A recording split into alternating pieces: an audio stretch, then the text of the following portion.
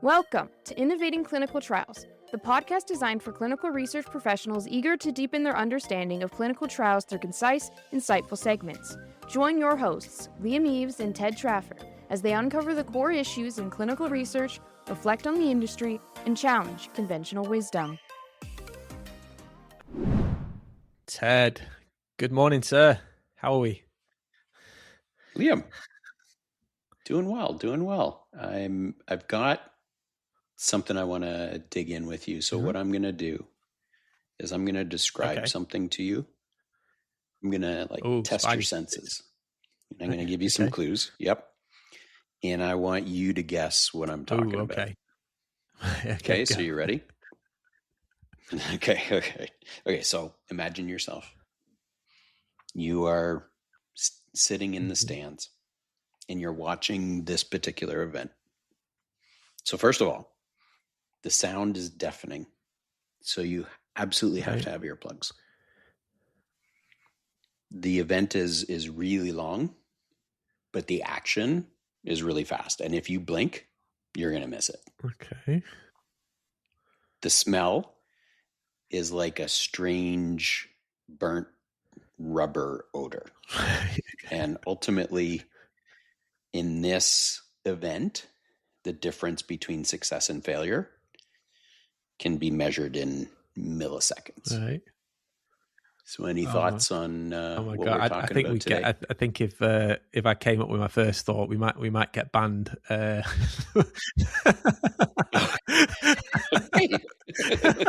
want that. Please don't get us canceled. The smell of burnt rubber.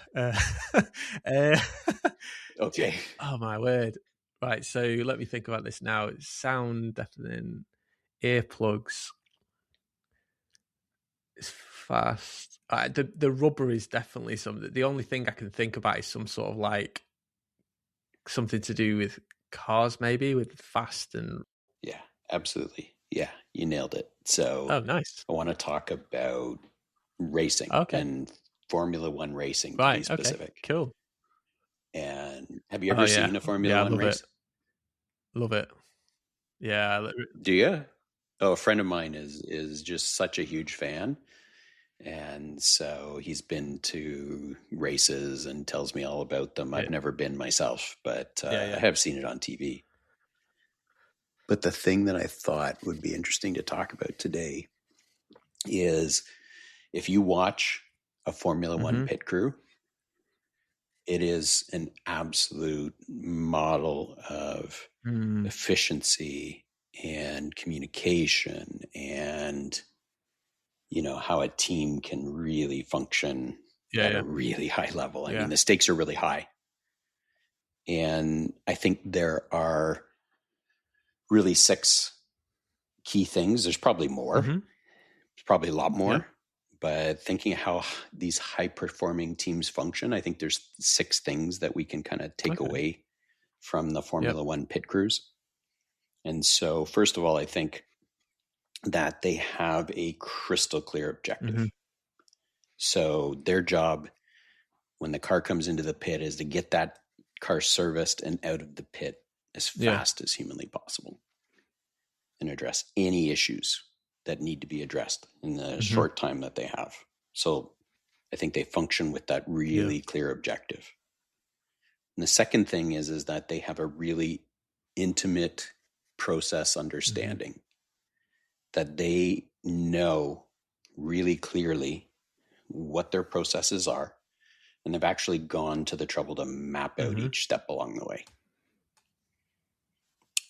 Each person on the team has a defined, measurable role. So they have a clear role and they work in complete sync with every other team member. And the communication is clear and constant. Like they know exactly what they're supposed to say based on what is happening and how to communicate that to the other team members that are relevant. They have, number 4 is they've mapped out success and failure. So the map includes potential failure points along the way. And they actually have a decision matrix that they use in order to address any potential failures. Number 5 is practice makes perfect. They practice this a lot. And they spend so much time practicing this, and they actually simulate the failures happening. Yes. So they practice practice for the failures. Yeah. And the last one, number 6, is they have a culture of continuous improvement. So every single aspect is reviewed, analyzed, assessed with a focus on that continued innovation improvement. And I think we can learn a lot from the Formula One pit crews on how to make things more efficient with the teams that we have involved in clinical research. It's like high performance, I think, is such a great area, because I actually, when I think back, obviously I played professional sports, and I've done quite a bit of work with our like special forces, so like super high performance, a lot of high stakes and things like that.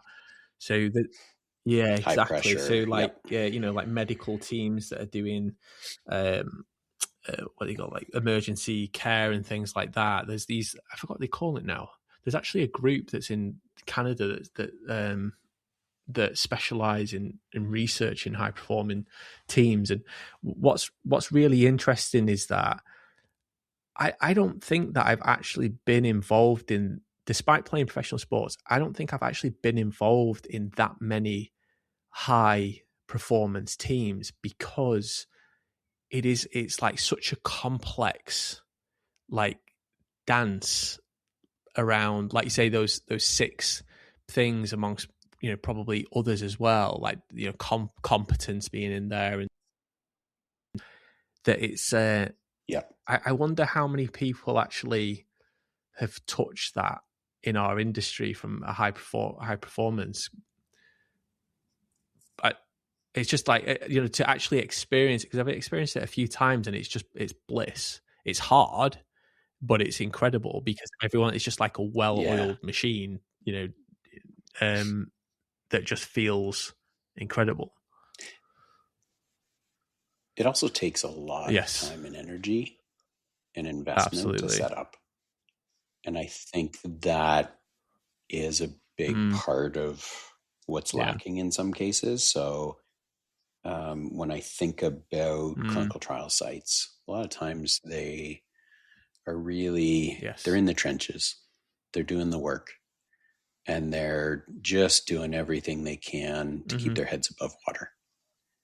And so then it's hard to kind of step back and say, okay, let's analyze what we're doing and how do we make it better? Yes. And how do we carve out and create those opportunities for that reflection, for that analysis? I think the closest thing that comes to mind is having to come up with a kappa when things go wrong. and then we're forced to. We have no choice. We have to do the kappa. We should maybe rebrand it. And then that's where we should rebrand it. Yeah, and that's where things. Yeah, can we set up a system where we do a kappa before the problem exists, that we identify the potential for an error, and write the kappa, implement the kappa without the problem yet. Well, do you know, it's really interesting, because one of the guys who was Special Forces, he was telling me about a story about he was working with a football team, and they were saying about he was saying it would be good for you to, as soon as the match is finished, to actually do a full review and assess as soon as possible after the learnings from that game, and then how do you implement them back into the training. And he said that one of the like managers or something said, listen, you just won't understand, like they're so emotional and so tired and so spent after playing a soccer game, that we can't possibly do that. To like, his response was like, I'm not being funny, but like, you know, we go to war and see our friends die, and then that's our process that you have to do, because as soon as you step away, you start to forget a lot of the lessons learned. And it's actually how quickly can you get that feedback loop so that it can be learned and then taken away, because people just forget. Yeah, Interesting. Yeah, that really resonates. It's so, but I think also that it's really interesting, isn't it? Because as you say, it's like, it's so, I wonder if it's harder to produce. Maybe it's not, because emergency medical teams do it, but I wonder if it's harder to produce high performing in clinical trials. It shouldn't be, but it's like, well, what are the few things? What, like, if you were looking to build that high performing team, Ted, like of the, you know, the 6 that you said around, like things like clear objective, defined and measurable roles, mapping success and failure, practicing, and then that culture of continuous improvement, like where would you like double down on as the first move? I think for me, I'd think about what are the big issues that we deal with in clinical research. Yeah. And what are the key time points there? So the first thing that comes to mind is to start a review shortly after a site starts recruiting for a trial. And let's say they've been doing it for 6 weeks. Yeah. I'm just throwing a number out there. And is there a way to do an evaluation of how's it going? What lessons can we learn from what's happening so far? What things might actually be able to be changed? And what adjustments can be made in real time? And then another key time point is when recruitment finishes, and let's do an evaluation of the whole, you know, whatever it was, last 6 months, last year, however long that period was, and what kinds of things can we put in place for the next time. And from a sponsor's perspective, I think that there's many time points along the way, but when you're starting up a really big phase 3 program, that takes place over months. You don't have all sites start within a month. And there is time to evaluate and make adjustments, and what is working well, and what lessons can we learn from those first few sites that have started up, and how can we implement changes so that we can accelerate the process with the rest of the sites. That it's not like a continuum. It's more like finding a way to exponentially improve. I like it.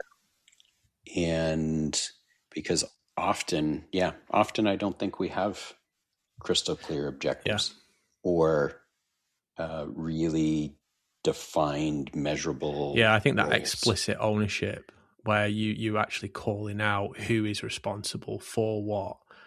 And it comes back to the point around, like they say, mapping the process, so you can clearly see where some of those gaps and things are. But it's been super interesting, and I love relating it. Like I say, it becomes quite clear actually for lots of people to see the Formula One pit crew, because you see it in action, right? Love it. We'll get there. But it's going to take a lot of work. It will do. Well, thank you so much, Ted, for that. That was really good. Amazing. Love it. Thank you. Yeah, thanks, Liam. Speak soon. All right. You too.